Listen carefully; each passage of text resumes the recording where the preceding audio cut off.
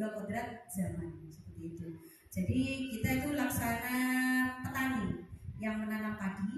Jadi ketika padi itu kita tidak akan bisa mengubah padi itu menjadi jagung, tapi kita akan bisa menjadikan padi itu berkualitas. Jadi tugas kita tidak bisa mengubah murid, hanya menuntut murid menjadi murid yang terbaik dan berkarakter. Lanjut latihan.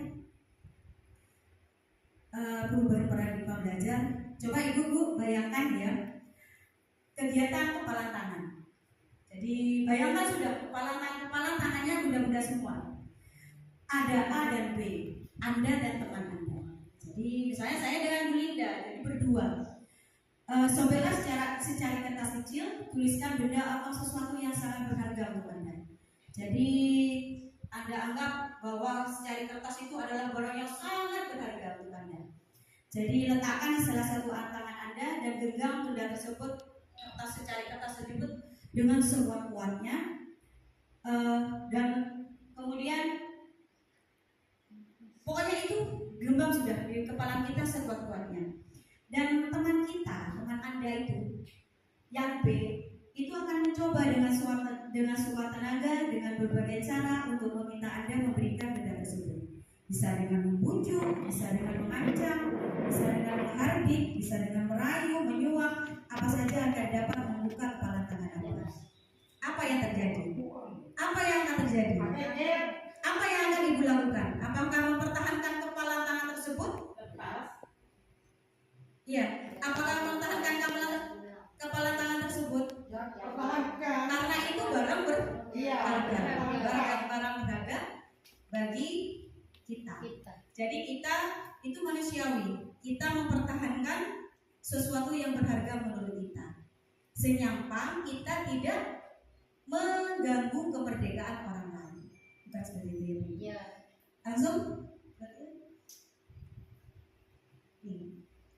Selama ini inilah misi kita sebagai guru, anggapan kita sebagai seorang guru. Dr. William Glasser melalui Change of Theory-nya menyatakan bahwa ilusi guru itu mengontrol murid. Terus yang kedua, ilusi bahwa orang dewasa itu berhak memaksa. Karena memang iya ya, selama ini kita bahkan kepada anak kita pun kita seperti itu. Bahkan ketika kita merasa bahwa orang tua itu yang paling benar. Benar. Kok bilang? Ilusi bahwa semua penguat positif, efektif dan bermanfaat. Ilusi bahwa kritik dan membuat merasa bersalah mampu menguatkan karakter. Jadi kalau kita menghukum anak misalnya, kamu ini nakal, nggak boleh seperti itu. Nanti kamu mau jadi apa? Itu membuat rasa bersalah. Itu kalau menurut kita anak itu akan jera seperti itu kan ya. Padahal sebenarnya itu hanya ilusi bagi kita, tidak seperti itu. Lanjut latihan. Merubah paradigma stimulus respon ke posisi kontrol. Jadi realitas kebutuhan kita sama, realitas kebutuhan kita berbeda. Semua orang melihat hal sama, setiap orang memiliki gambaran berbeda. Jadi kita merubah paradigma kita ya. Dari yang sebelumnya kalau kita beranggapan kebutuhan kita sama, padahal sebenarnya kebutuhan kita itu berbeda. Terus semua orang melihat yang sama, padahal tidak semua melihat hal yang sama. Semua orang memiliki pandangan yang berbeda. Terus kita selalu mencoba mengubah orang agar berpandangan sama dengan kita. Padahal seharusnya kita itu berusaha memahami pandangan orang lain. Jadi bukan pandangan kita saja. Terus perilaku buruk dilihat sebagai suatu kesalahan. Karena selama ini nakal itu satu kesalahan, memukul itu satu kesalahan, tanpa melihat apa sebab anak itu memukul seperti itu. Terus semua perilaku itu memiliki tujuan. Terus orang lain bisa mengontrol saya. Kita beranggapan orang lain bisa mengontrol saya. Padahal yang bisa mengontrol diri kita sendiri itu hanya kita sendiri. Terus saya bisa mengontrol orang lain. Kita selama ini bisa beranggapan saya bisa mengontrol orang lain karena saya ketua, saya bisa mengontrol orang lain. Kalau tidak, sebenarnya kita itu tidak bisa mengontrol orang lain karena orang lain juga punya kemerdekaan sendiri. Kalau seperti kata filosofi Gajah Dewantara itu, kita merdeka, memerdekakan diri sendiri dengan tidak merusak kemerdekaan orang lain. Terus pemaksaan ada pada saat bujukan, itu pemaksaan ada pada saat bujukan. Terus padahal yang seharusnya itu kolaborasi dan konsensus menciptakan pilihan-pilihan baru. Terus model berpikir menang kalah, padahal seharusnya kita tidak ada kalah, tapi berpikirnya menang. Jadi positif. Lanjut. Disiplin positif. Kita sudah sampai ke disiplin positif. Kayaknya nulisnya Iya, mungkin karena ngantuk mungkin. Emang seperti itu sudah terlalu banyak. Setiap kanvas saya penuh dengan ini. Di YouTube saya juga penuh dengan video seperti ini. Apakah mana disiplin? Kalau itu disiplin itu kan patuh terhadap aturan. Mulai datang awal ketok ya harus setuju gitu ya. Pakai seragam, waktu pakai seragam merah, ya udah kita pakai merah. Itu namanya disiplin. Anggapan kita ya tentang disiplin. Seperti yang dipaparkan di sini, dalam budaya kita, makna disiplin dimaknai menjadi sesuatu yang dilakukan seseorang pada orang lain untuk mendapatkan kepatuhan. Jadi kita beranggap biar orang lain itu patuh, itu baru disiplin ya.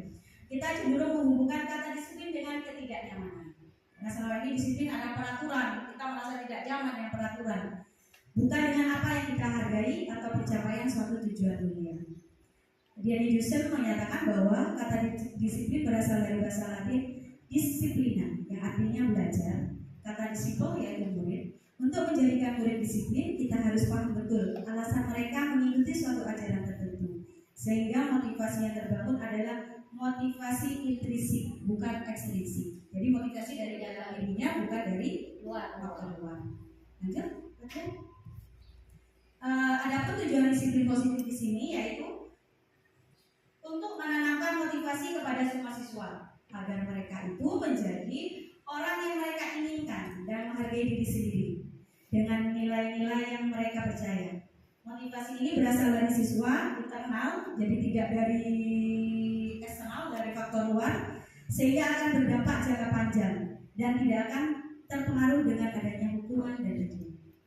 Dan selama saya belajar di penggerak ini, reward dan hukuman itu betul-betul dilarang. Betul-betul bukan solusi terbaik. Hukuman dan reward itu betul-betul, makanya sekarang tuh tidak ada ranking, tidak ada peringkat di Merdeka Belajar, itu tidak ada ranking karena semua anak itu sama. Lanjut, memiliki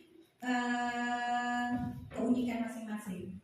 Terus tujuan disiplin positif, nilai-nilai kebajikan. Kita sudah sampai pada nilai-nilai kebajikan. Lanjut kalian. Nilai-nilai kebajikan. Saya pindah deh. Bisa di bawah aja. Soalnya kalau di atas. Nilai-nilai kebajikan. Nilai-nilai kebajikan itu adalah sifat-sifat positif manusia yang merupakan tujuan mulia yang ingin dicapai setiap individu. Terus nilai-nilai tersebut bersifat universal dan lintas bahasa, suku bangsa, agama maupun latar belakang. Jadi nilai kewajiban itu bersikap universal. Jadi tidak fokus, jadi sesuai dengan tempat budaya, tempat di mana kita berada. Terus setiap perilaku perbuatan memiliki satu tujuan dengan mengingatkan nilai kebajikan. Terus nilai kebajikan yang ingin dicapai oleh anak Indonesia kita kenal dengan profil Pancasila. Yang digaung-gaungkan oleh Nadiem Makarim itu kan sekarang kan profil Pancasila. Karena kita sekarang sudah RPP-nya, alhamdulillah kita sudah menggunakan profil Pancasila. Sudah kurikulum merdeka. Jadi mungkin tidak perlu saya jelaskan, ibu-ibu sudah paham profil belajar Pancasila itu apa saja. Ini pertanyaan pemantik. Ibu Ambar, guru kelompok A di TK Pelita Hati.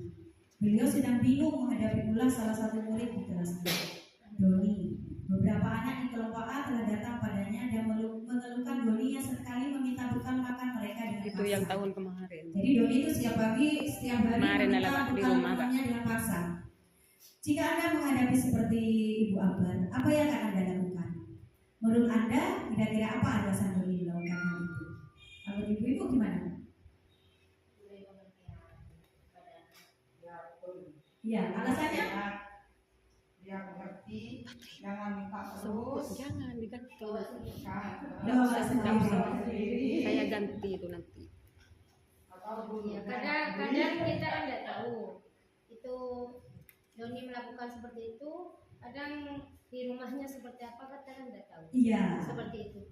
Jadi apa pelayanannya orang tuanya, apa namanya, masalah menyiapkan bekal, ya seperti itu.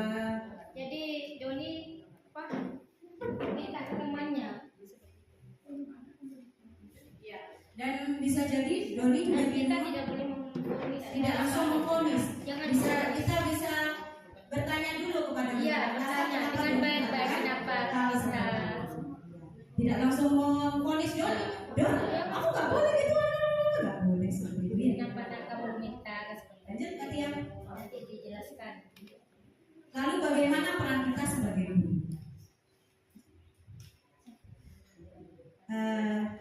Kita harus memahami dulu.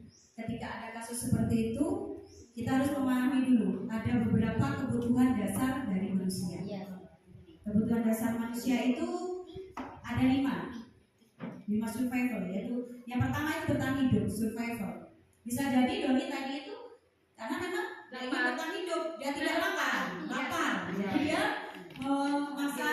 mengambil paksa bekal temannya.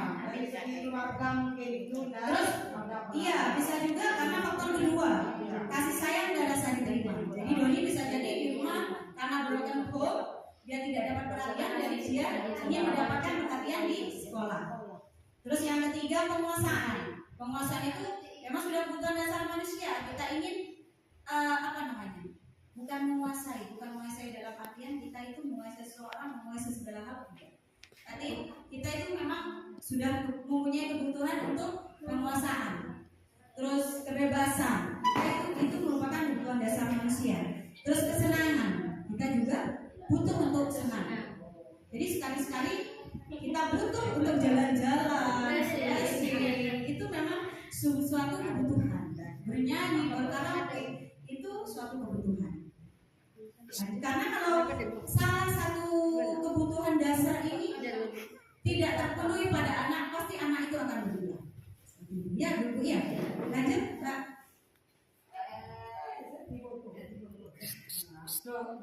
Terus bertahan hidup adalah kebutuhan yang bersifat fisiologis atau yang bersifat fisik. Lanjut, Kak. Kasih sayang dan rasa diterima. Jadi kita butuh ya kasih sayang dan rasa diterima. Kalau kita tidak dihargai di satu tempat, itu kan apa namanya? Nelongso ya.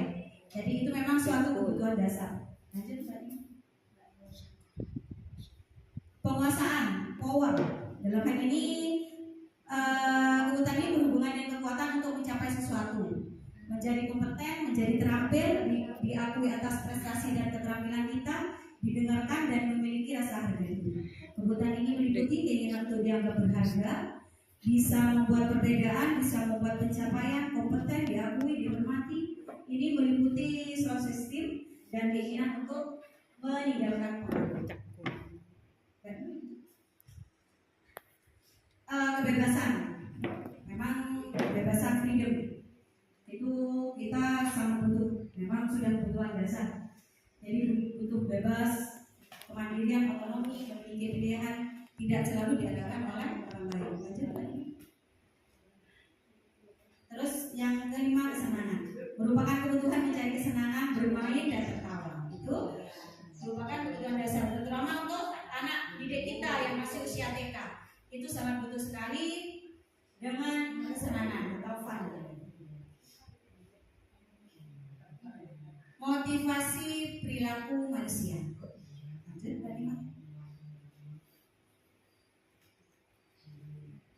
Motivasi perilaku manusia itu ada dua. Ada motivasi dari dalam diri kita, yaitu dari luar, yaitu ekstrinsik, yaitu untuk menghindari ketidaknyamanan atau hukuman. Karena kita melakukan disiplin positif karena takut akan hukuman. Terus karena untuk mencapai keunggulan. Misalnya kalau seperti anak-anak, kalau rajin dapat bintang 4 seperti itu ya. Terus kalau motivasi intrinsik itu lebih pada diri kita, yaitu untuk menjadi orang yang mereka inginkan dan menghargai diri sendiri dengan nilai-nilai yang mereka punya. Jadi dari diri sendiri, kesadaran diri sendiri. Dan untuk menumbuhkan kesadaran diri sendiri inilah yang akan kita upayakan.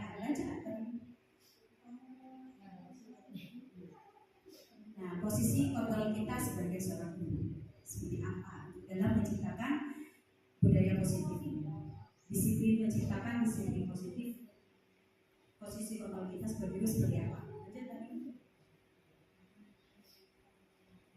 5 posisi kontrol guru. Yang pertama itu penghukum, memvonis pasti. Tapi kalau kita insya Allah kalau guru TK jarang sekali, yang penghukum jarang sekali ya, karena biasanya ini berlaku pada kelas-kelas besar. Kalau kita insya Allah tidak penghukum. Iya. Terus yang kedua itu pembuat rasa bersalah. Nah ini yang kita sering lakukan. Membuat rasa bersalah seperti ini, Bu. Ya Allah, kan ini ya kasihan ya sama Bu Suci ya. Ini kalau misalnya seperti saya Rara namanya nangis terus. Kalau misalnya Mbak Rara itu nangis terus, kasihan sama Bu Suci. Akhirnya Rara itu kan mau bernangis juga kasihan, merasa bersalah karena dia itu membuat saya bersedih. Dia punya alasan kenapa menangis. Iya, itu membuat rasa bersalah. Jadi yang sering kita lakukan, saya sendiri juga sering melakukan ini, membuat rasa bersalah. Terus yang ketiga sebagai teman, kita sering melakukan sebagai teman. Dulu TK itu pasti teman. Saya sering melakukan ini posisi teman. Jadi kita masih memberi tolerir kepada anak didik kita dengan seperti teman. Jadi anak-anak itu kita itu seperti temannya gitu. Memang untuk teman menjadi teman ini, anak itu akan lebih dekat kepada kita seperti itu. Tapi ini masih ada sisi buruknya dari posisi teman. Yang posisi terbaik itu pemantau. Masih belum terbaik pemantau, tapi lebih baik dari teman. Jadi kita memantau saja. Terus manajer kita mengelola. Jadi nanti lebih jelasnya kita ke slide selanjutnya. Bu Nima. Terus keyakinan kelas atau sekolah. Keyakinan kelas ini sebenarnya lebih pada kesepakatan kelas atau janji kelas. Biasanya kan setiap sekolah sebelum kan ada janjinya. Janji TK. Kalau dulu saya bagaimana? Saya tidak akan nakal, bukan? Saya tidak akan bertengkar. Saya tidak boleh. Kalau dulu saya tidak boleh. Iya. Semenjak saya jadi guru penggerak saya obor. Saya tidak. Kalau dulu saya tidak boleh nakal. Saya tidak boleh bertengkar. Jadi saya ubah sekarang sudah. Saya ubah. Saya bukan tidak boleh sudah. Saya lebih berjanji pada mereka sendiri. Saya hanya merubah kata-katanya saja. Sebenarnya sederhana. Saya tidak akan nakal. Jadi saya tidak akan nakal berarti kan mereka sendiri berjanji, bukan tidak boleh gitu. Saya tidak akan bertengkar. Baru dia berjanji bahwa saya tidak akan bertengkar. Kalau saya tidak boleh bertengkar, berarti tak boleh berjanji. Ada itu hanya satu kata loh ya. Tidak boleh dengan tidak akan. Itu sudah maknanya sudah sangat jauh sekali seperti itu ya. Lanjut bunyi.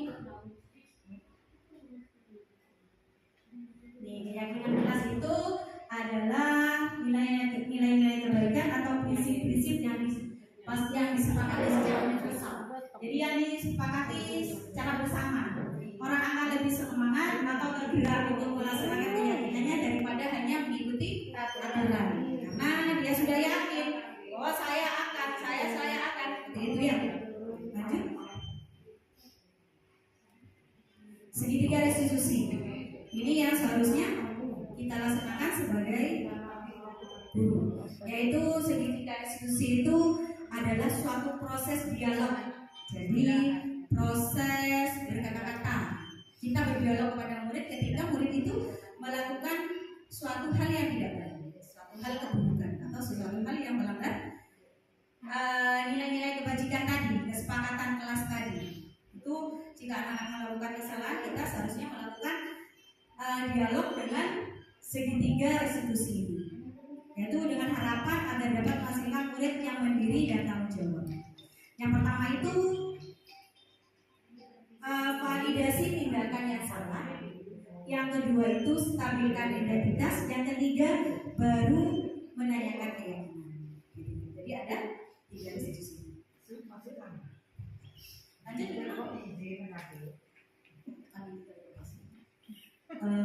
ini contohnya kata-kata menstabilkan identitas. Jadi yang pertama kita stabilkan identitas. Misalnya anak-anak melakukan kesalahan. Misalnya anak-anak, oh kenapa tadi kok memukul seperti itu? Ini bu guru dia itu loh ambil klien saya seperti itu. Jadi kita kan sudah tahu dia memukul alasannya karena klien diambil. Jadi menstabilkan identitasnya itu kita itu bisa bicara seperti ini. Nah, kalau Bu Suci di posisi kalian, di posisi saya Andi. Kalau Bu Suci di posisi Andi, klien Bu Suci diambil, Bu Suci juga akan marah. Seperti itu. Jadi menstabilkan identitas. Jadi anak itu tidak merasa bersalahnya tidak terlalu besar. Jadi menstabilkan identitas itu. Terus lanjut, Bu. Terus yang ketiga, validasi tindakan yang salah. Nah, setelah itu baru kita kuatkan dengan seperti ini. Kamu pasti punya alasan mengapa melakukan ini, kan seperti itu ya. Terus kita sudah bilang tadi, oh iya karena dia tuh ngambil klien saya. Oh iya, kalau Suci seperti itu, Suci juga akan melakukan hal seperti itu. Tapi kalau seperti itu, kamu patut bangga pada dirimu sendiri karena kamu telah mendidik sesuatu yang penting buat kamu. Tapi kamu boleh mempertahankan sikap seperti itu, tapi kan tidak harus memukul. Lanjut. Sulit sekali. Saya ada videonya. Apa keyakinan kelas kita? Jadi menanyakan keyakinan setelah anak-anak boleh kan melakukan seperti itu tidak.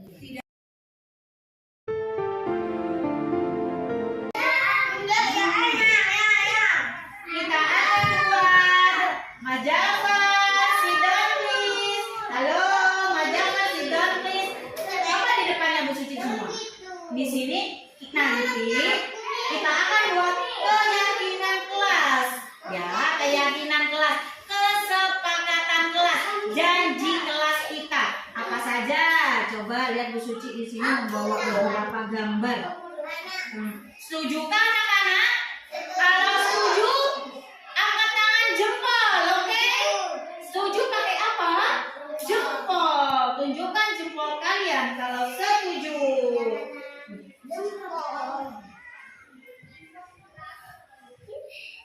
Coba nih ya. Ini apa anak-anak? Kira-kira datang seanak sekolah yang rajin. Datang tepat waktu. Setuju? Kita ke sekolah jam berapa? Jam 7. Setuju ya? Oke, berarti kita tempel di sini. Ayo siapa yang bisa bantu Suci? Coba mundur dulu Pak Matus. Ya, Mbak Syifa. Oke. Ada yang pegang di sini, kita saling membantu. Mas Alek? Ya saya. Nah, siapa yang mau nempel? Coba Mas Ali dulu. Ambil lemnya, taruh di mana? Taruh di sini ya. 1 berarti nanti Bu Suci tulis. Iya, di lem.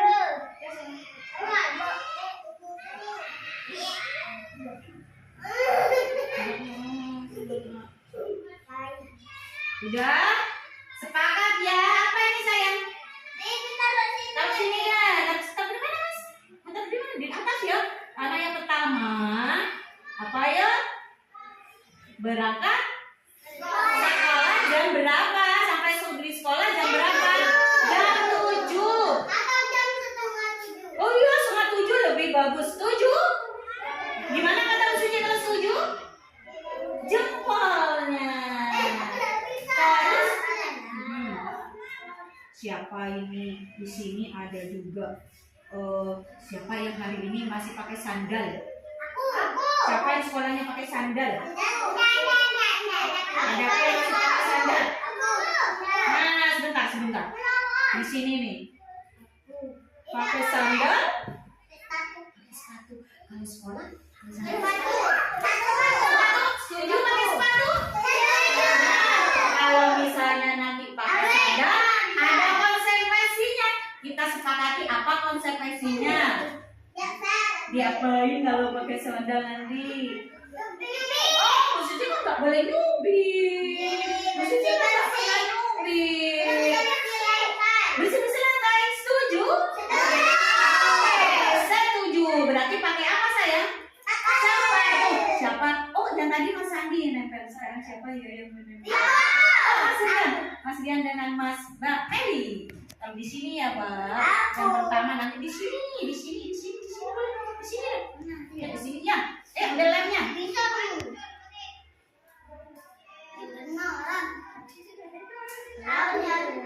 Oh iya, nanti kebagian semuanya. Oke? Kebagian semua. Tepuk 1. Tepuk 2. Semangat. Tepuk 3.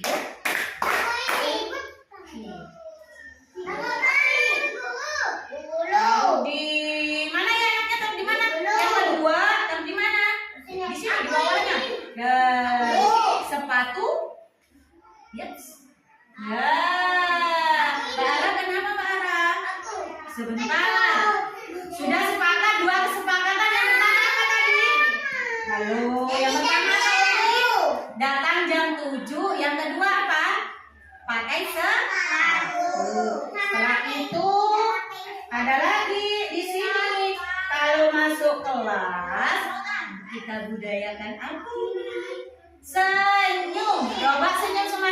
Bilang, ucapkan 11 semua. 11. Senyum. Salah. Aduh, Mbak Ata kenapa sih, Nak?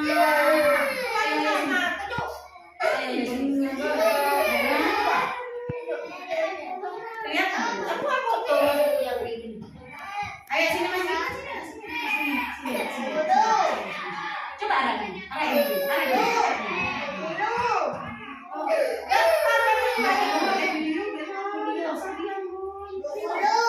Di skip aja dulu ya. Ini coba perhatikan gambarnya. Ada apa ini? Senyum. Terus apa lagi? Salam. Assalamualaikum. Kalau ketemu Bu Suci, ketemu Bu Guru, ketemu temannya ucapkan salam. Oh iya, ada lagi coba kan lupa. Kalau masuk kelas ucapkan apa? Assalamualaikum. Setuju? Setuju? Terus apa? Ketemu temannya saling menyapa.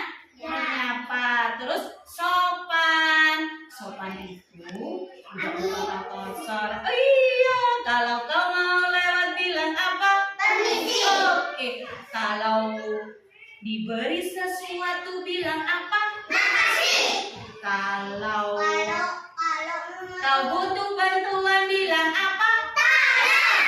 Pinter.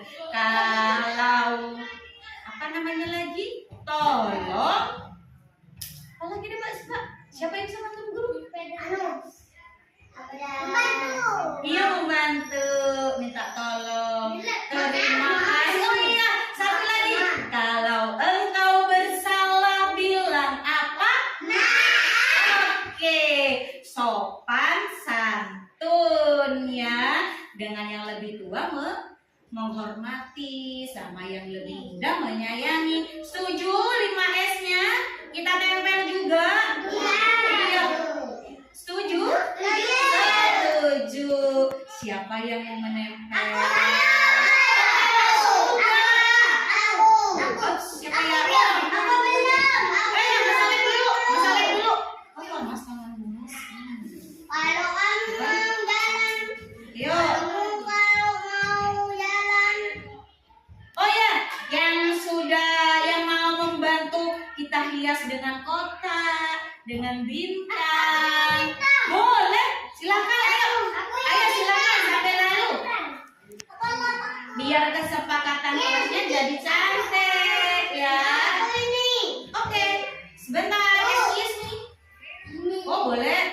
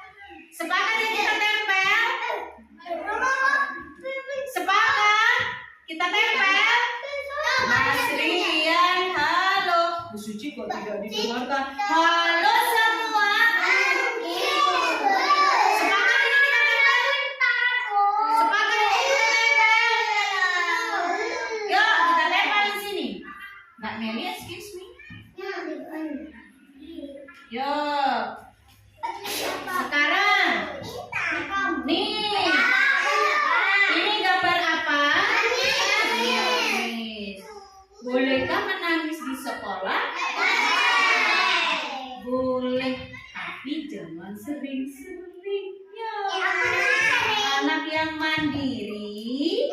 Coba di sini Bu Suci punya gambar aku anak mandiri. Oke? Anak mandiri itu kita tempel di sini nanti. Nah, mandiri itu apa saja? Tidak menangis. Kita beri sila nanti menangisnya. Apa ini? Senang, selalu tersenyum. Setuju? Sepakat? Terus juga ayo makan terus. Bolehkah makan sampai makan? Oh iya, lebih baik kalau makan saat istirahat, waktunya makan. Berarti aku anak mandiri di sini ya.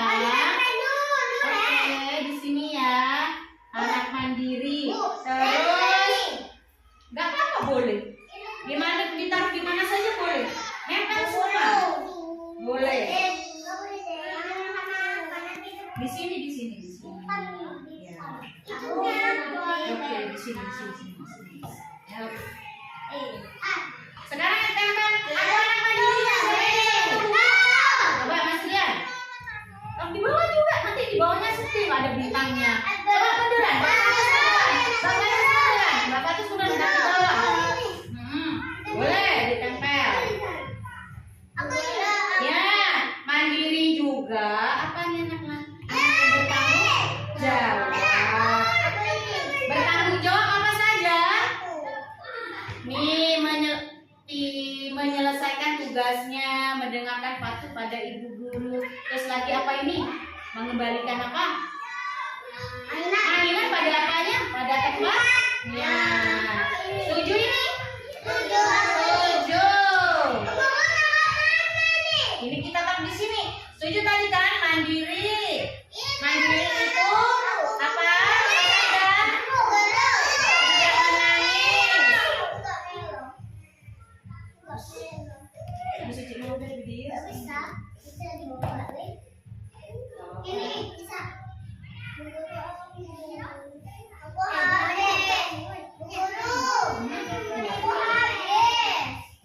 Nih, itu ada kesepakatannya lah, Tura. Itu ada kesepakatannya. Dengerin Suci itu. Apa tadi kesepakatannya anak-anak? Iya. Menangis nih. Ada anak menangis. Coba anak-anak lihat nih. Nih. Lihat nih. Ya, menangisnya gimana? Lihat aja. Sebentar. Apa di sini mamanya? Oh iya, nanti kita lagi. Halo semua. Excuse me, permisi. Sebentar.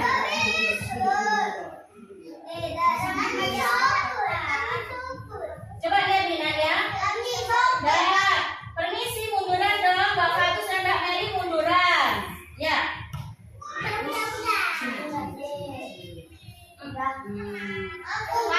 Patus sama Meli munduran biar kertasnya kelihatan semua. Oh, kita tadi di mana? Menangis nanti kita beri. Terus, yuk kembalikan mainan ke tempatnya. Siapa yang nempel? Esan menempel. Esan belum menempel. Terus ada lagi.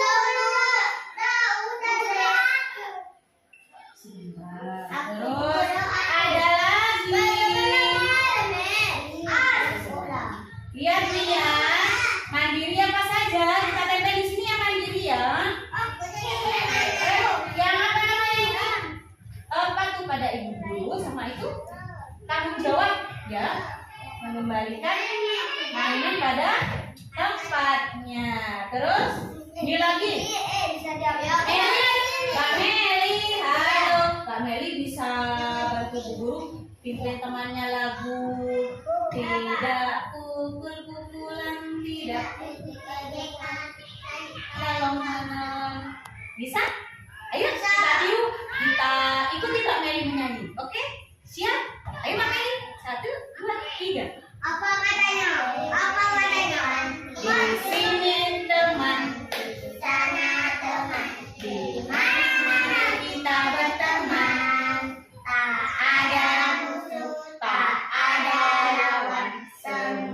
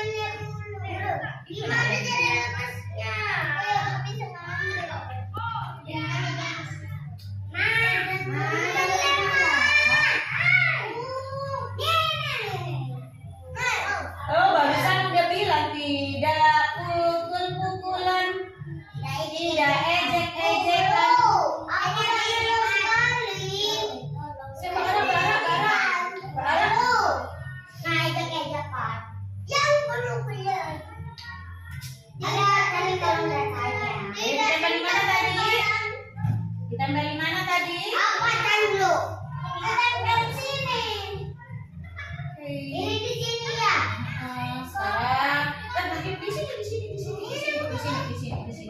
Tempel di sini. Itu kan ngumpul sayang. Ini punya batu di sini. Ya. Yuk kita finish mulai ini. Ya. Terus kita ceritakan ini. Permisi. Oke. Sekarang kita yang kosong kita tempel ini ya. Siapin spidol ya. Kita beri tulisan dulu. Sepakatan tadi apa saja diulang ya. Kesepakatannya apa saja?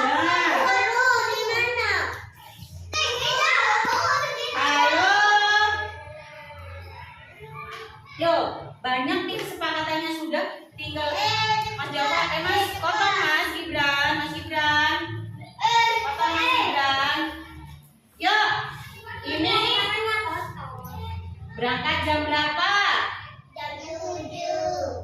Ke sekolah datang tepat waktu ya.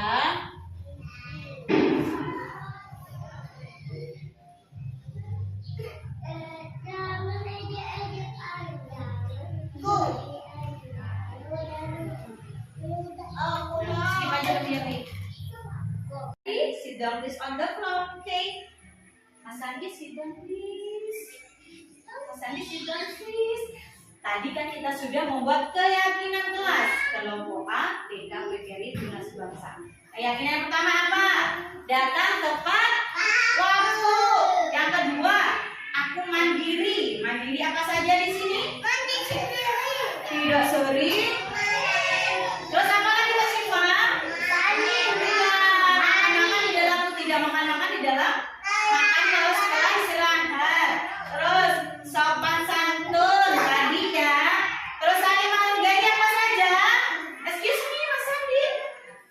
Saling menghargai apa saja anak-anak? Tidak ejek-ejekan, tidak pukul-pukulan, saling banyak, saling tolong dan sayang. Oke, setelah itu tanggung jawab. Tanggung jawabnya banyak tanggung jawab di sekolah. Termasuk apa ini? Buang sampah kemana? Ke tempat sampah. Good job. Tepuk hebat.